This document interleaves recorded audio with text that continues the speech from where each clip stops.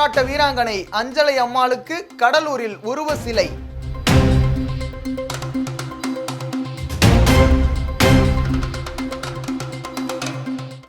மிகவும் தாராளமான இந்தியர் என்ற பட்டத்தை பெற்றார் சிவ் நாடார்.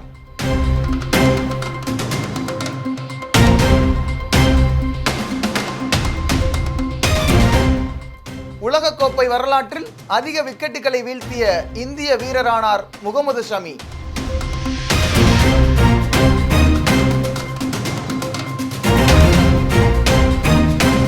கேரள ஜோதி விருதுக்கு எழுத்தாளர் டி பத்மநாபன் தேர்வு.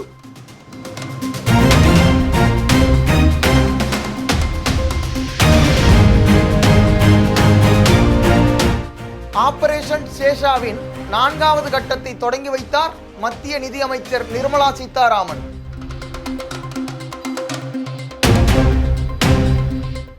கோவா கடல்சார் மாநாட்டின் 4வது பதிப்பு இந்திய கடற்படையால் நடத்தப்பட்டது.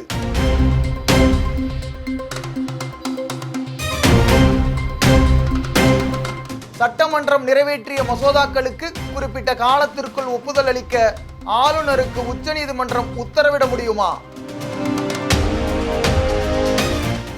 எரிசக்தி திறன் செயல் திட்டத்தை வெளியிட்டுள்ளது கேரள மாநிலம்.